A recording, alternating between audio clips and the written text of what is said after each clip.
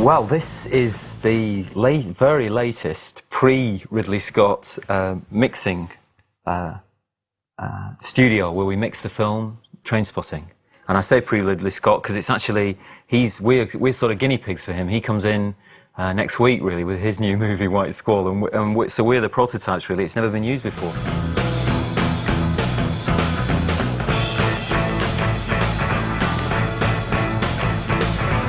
What you do when you mix the film is you have to mix down, because of all these hundreds of tracks, you have to mix it down into segments. And the first segment you do is you prepare all the dialogues. And that's what we're doing today, is we're getting all the dialogues clean of all the noises that you record inadvertently or because you can't help, they won't turn off their pneumatic drill next door.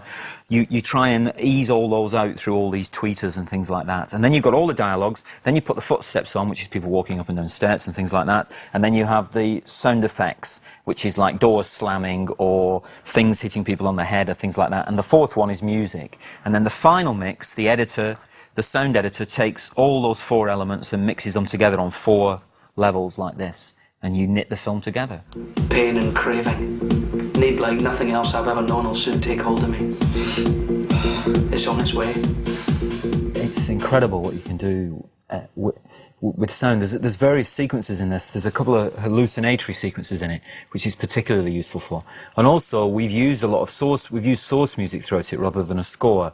And source music is like, it's just pop records, really. Like there's Iggy Pop at the beginning, and there's Blur at the end, and there's Pulp in the middle, and there's Underworld, and it allows you to play that stuff like you've never heard it at home, you know, so you get an extra buzz off that. I'm very lucky that I work with this editor, who's a Japanese guy called Masahiro Harakabu, and his feel for sound is extraordinary, quite extraordinary. I've learned an enormous amount off him, but just what you can do with sound to actually carry people. People take it for granted because we all, unless we're very unlucky, we all hear all the time, we all hear sound all the time, and we take it for granted. But and usually you're not conscious of the way you can be manipulated by sound, in the way that everybody's very conscious now we're manipulated by visual images, by advertising, etc. You think, I'm aware of that, I can be manipulated or not, it depends on how I feel. But sound can do the same on you all the time, and you're not even conscious you're being led down certain routes with it, you know?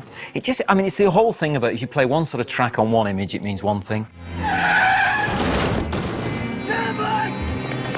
Sooner or later, this kind of thing was bound to happen.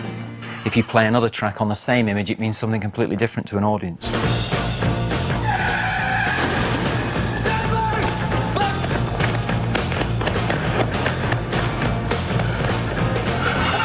It's lovely. You have a scene and you put a kind of one of your favourite pieces of music on it that seems appropriate and it works. But whether it works when they're all next door to each other is very difficult to judge. And when you look at Scorsese, he's brilliant at that.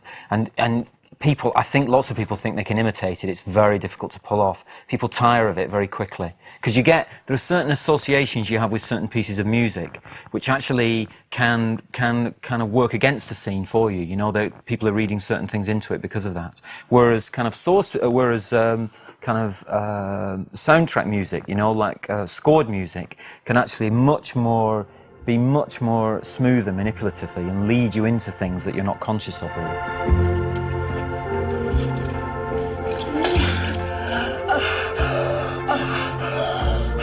One of the things that we wanted to do with this, which came out of the book, which is that the book moves. We tried to say, when we started off, we tried to say, when is this set, you know? And if you look at the book quite carefully, it's really actually written from early, mid-80s through really to the late 80s. And what we tried to do in the film is make it stand for a period of time running from kind of the mid to late 80s up to now, really. And we've tried to illustrate that, not with signs going up saying 1987, but actually with pieces of music. So these guys are trapped inside Iggy Pop, they're still listening to Iggy Pop, they're really kind of washed up punks, really, at the beginning of the film, even though chronologically it's impossible for them to be that in terms of their ages on the screen.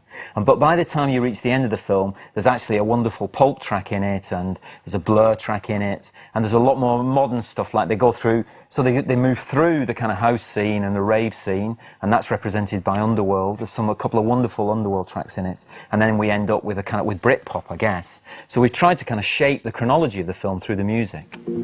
I don't feel the sickness yet, but it's in the post, that's for sure. I'm in the junkie limbo at the moment. Too ill to sleep, too tired to stay awake. We've had a few difficulties with the music, getting together. We've got this incredible list of bands and singers doing the music. So we've spent a lot of, had to do a big record deal to cover that. But it's not a problem really. Everybody wants to do it, everybody wants to be involved, so it seems to have come together a lot more easily than the last time when we only had 2 songs, Nina Simone and Andy Williams, which causes all sorts of problems right up to the last minute and beyond. Oh, it's such a perfect day. I'm glad I spent it with you. Oh, such a perfect day. You just keep me hanging. We've used all 3 different types. We've used old stuff, classic stuff like Perfect Day from Lou Reed and Blondie Atomic and Night Clubbing from Iggy Pop. Night clubbing, we're night clubbing, we're walking through town. And we've used tracks like, from the Pulp track is a track they had already had in their sort of library that they hadn't used before, and they just re-recorded it and mixed it for us because they didn't have time.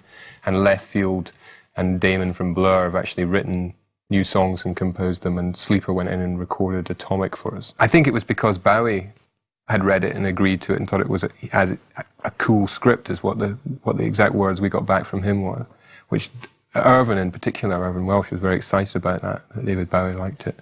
That helped, and the manager, all these managers are the same, you know, and the Iggy Pop's manager was involved, and he liked it, and he'd watched Shallow Grave. I don't think Lou Reed watched anything, but I think it just sort of, the word of mouth that it was a quality project, and it was an interesting project, and it could be actually quite good for their credibility. You just can never tell what will happen in the box office. I think it will do well, very well in Britain, because I think it's a British film for a British audience. But in the rest of the world, you know, it's in Scottish. I don't know what they'll make of it in New York, you know, and you just can't worry about that at this level.